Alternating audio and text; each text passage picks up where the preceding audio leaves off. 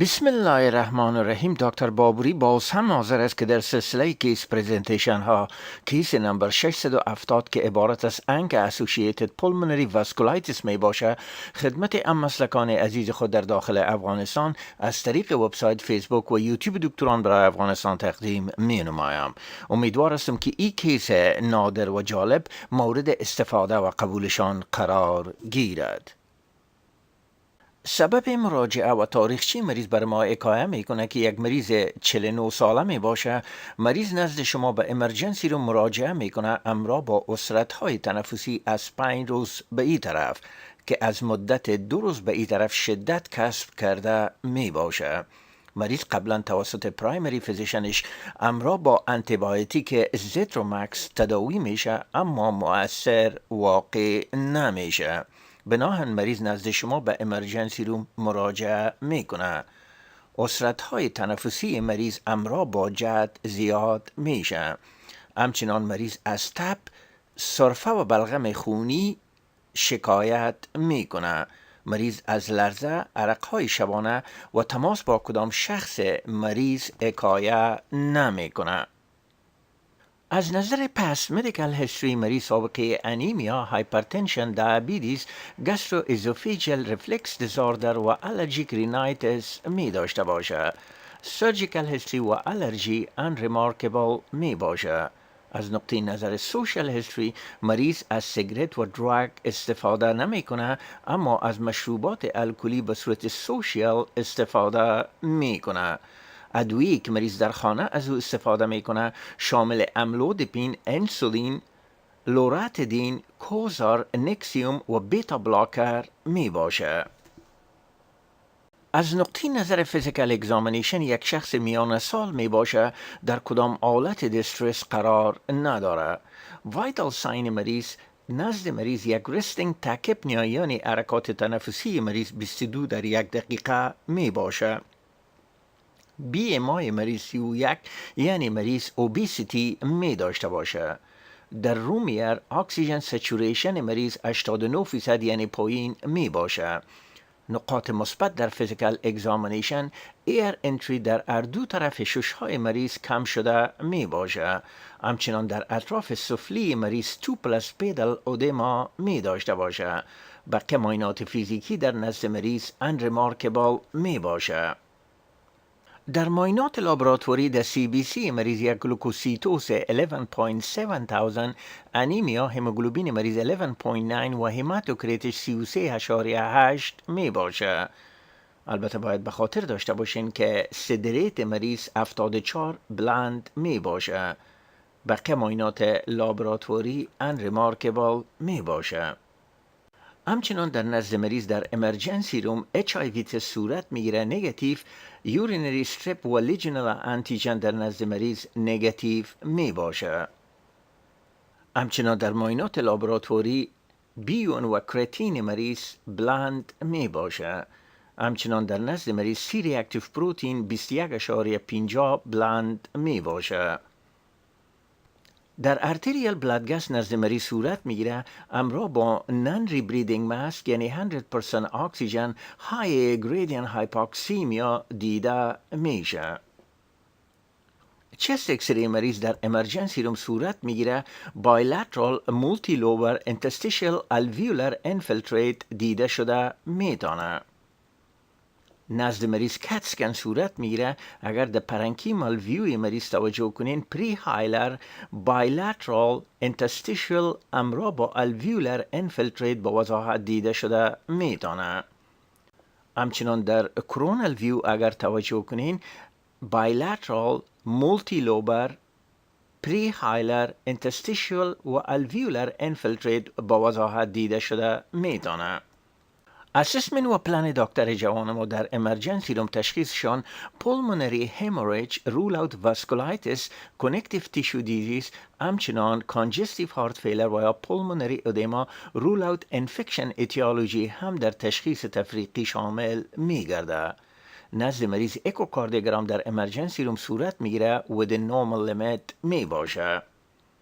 پلان دکتر جوان ما در امرجنسی روم مریض امرا با FiO2 40% ونتی ماسک اکسیژن انتیبیوتیک روسفین، زیترومکس و وانکومایسین و همچنان برانکودایلیتر هر 6 ساعت بعد تداوی می کنند.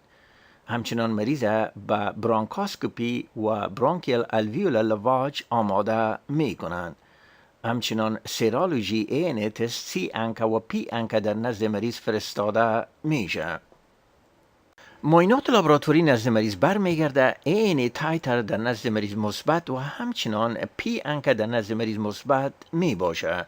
در این وقت مریض همراه با IV استروئید و سایکلوفاسفامید تداویش شروع می کنن. بعدا نزد مریض برانکاسکوپی و همچنان برانکیل الویولار لواج آف رایت لوولو و ترانس برانکیل بایوپسی در نزد مریض صورت میگیره.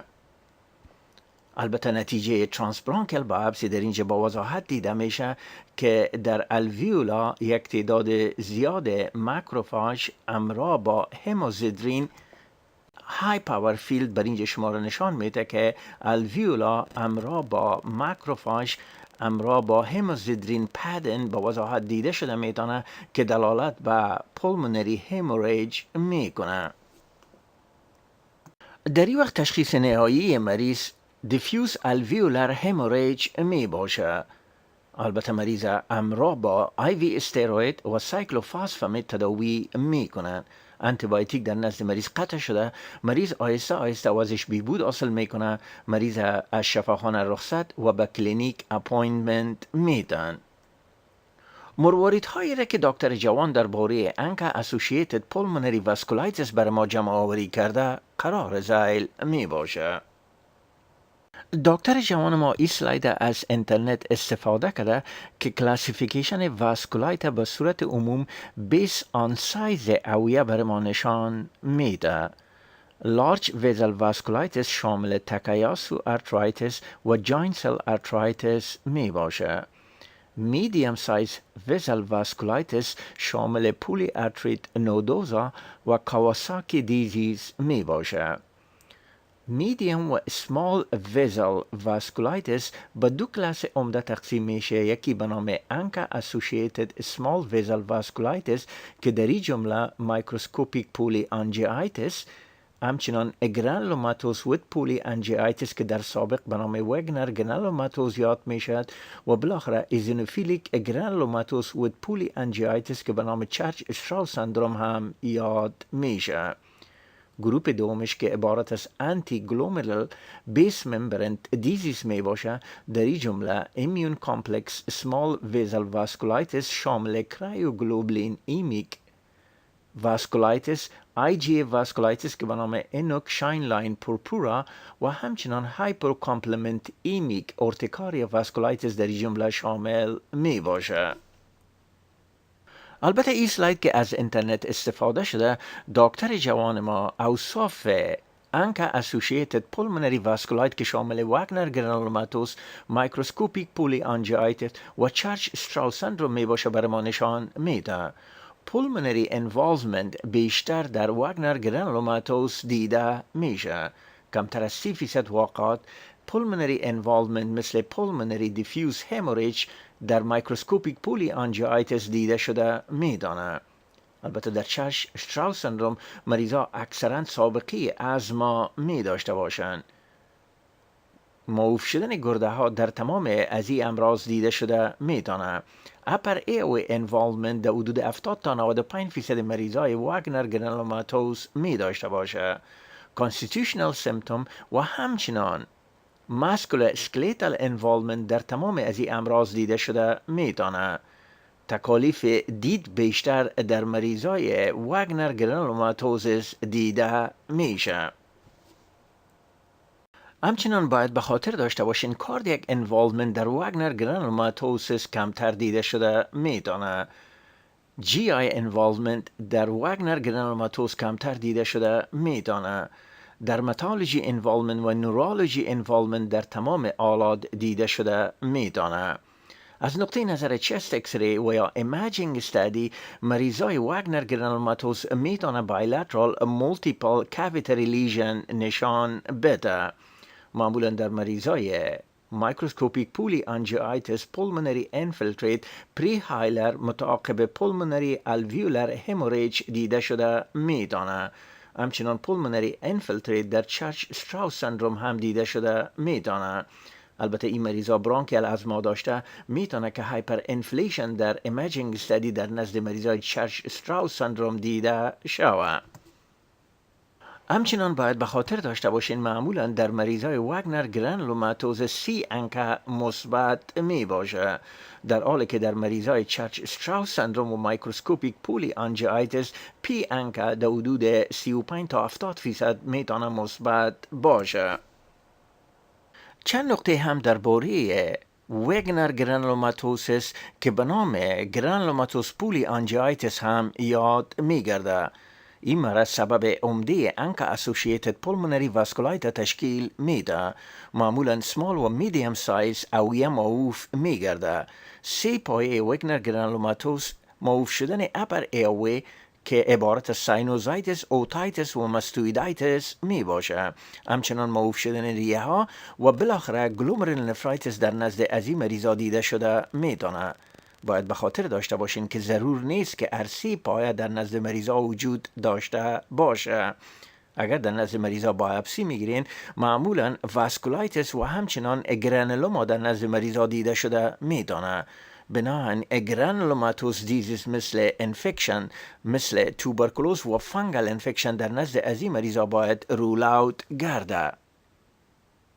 البته باید به خاطر داشته باشین در چست اکسری وگنر گرانولوماتوس بایلاترال مولتی لوبر پچی کاویتری لیژن دیده شده میدانه. البته در اینجا کت اسکن نشان میده اگر شما توجه کنین بایلاترال کاویتری لیژن با وضاحت دیده شده میدانه. در قسمت مایکروسکوپیک پولی آنژیایتس این مریضا معمولا پرودروم فیز می داشته باشند، یعنی اعراض و علائم عمومی در نزد مریضا دیده شده بعدها مریض به رپید پروگریسیو گلومرول نفرایتس منجر می گرده. ریه ها در کمتر از 30% واقعات معروف می گرده. در ششها معمولا کپیلارایتس و دیفیوز الویولر هموریج دیده شده می دانه. همچنان سیستم های دیگه مثل مفاصل، جلد، پریفرال نرف سیستم و جی آی هم معروف می گرده. اگر در نزد مریضان بایپسی صورت بگیره معمولا سگمنتال نکروتایزینگ واسکولایتس و انفلمیشن دیده شده می دانه. در قسمت چرچ استراوس سندروم باید به خاطر داشته باشین که این مرض به نام ایزینوفیلیک گرانولوماتوس و پولی آنژیایتس هم یاد می کنن. یک مرض سیستمیک بوده. معمولا این مریضا سابقه ازما، رینوسانوزایتس و در ماینات خون مریضا پریفرال ایزینوفیلیا هم دیده شده می دانه. بعد از ششها اعضای دیگه که معروف میگردن شامل قلبی اوایی، جهاز هضمی، کلیوی و CNS می باشه. سایر مریضای چرچ استراوس سندروم 3 فیزه، یکی عبارت از پرودرومال فیز، ایزینوفیلیک فیز، واسکولیتیک فیز می داشته باشه. در پرودرومال فیز معمولا در دکیت دوم و سوم زندگی دیده شده مریضا الرژیک رینایت و برانکیال آزما می داشته باشند. البته ایزینوفیلیک فیز که معمولا در دکیت سوم و چهارم دیده میشه در نزد مریضا پریفرال ایزینوفیلیا و همچنان ایزینوفیلیا میتونه اشهای مختلفه را مثل ششها و جی آی ترک انفیلتریت کنن.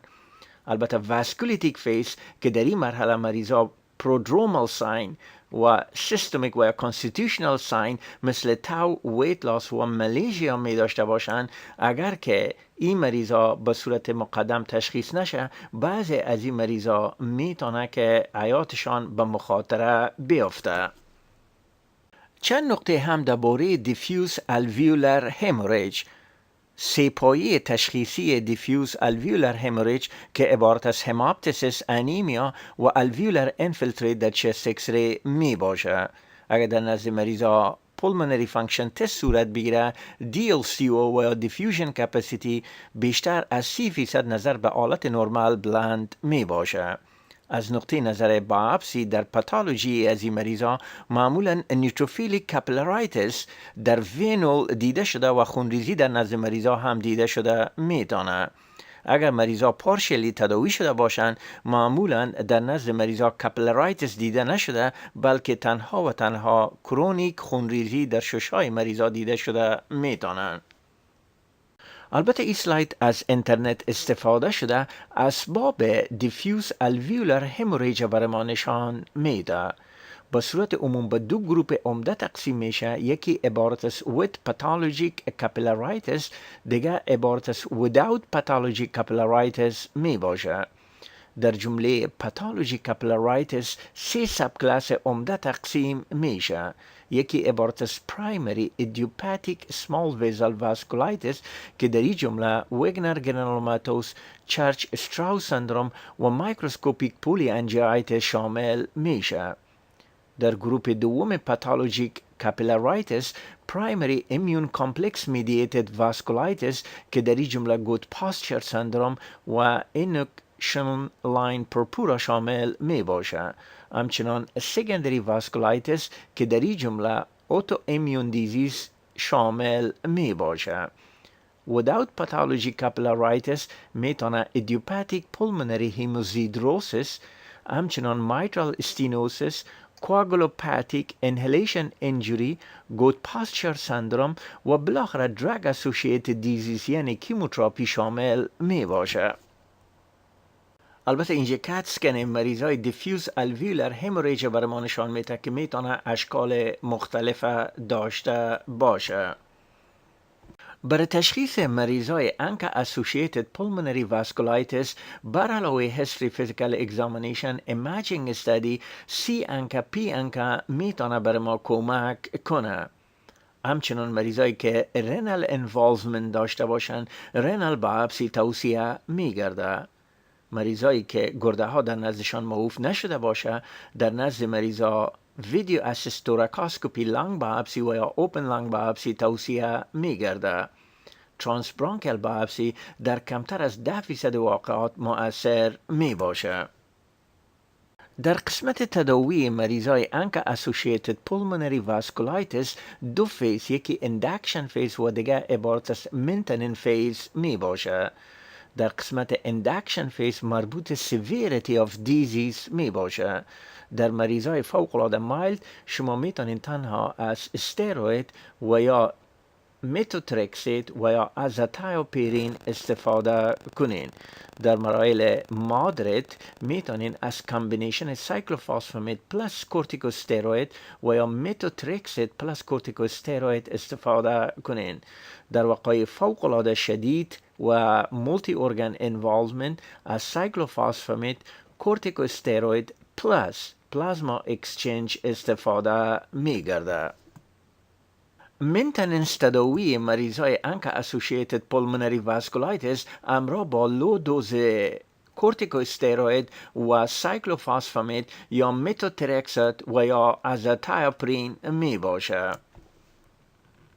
در قسمت انظار ANCA Associated pulmonary vasculitis فاکتورهای زیل پور پروگنوستیک فاکتور می باشه. سن فوق‌العاده زیاد، severe renal involvement، pulmonary hemorrhage، ANCA positivity یعنی واگنر گرانولوماتوس نظر به مایکروسکوپیک پولی انجیایتس و چرچ استراوس سندروم انظار خرابتر می داشته باشه.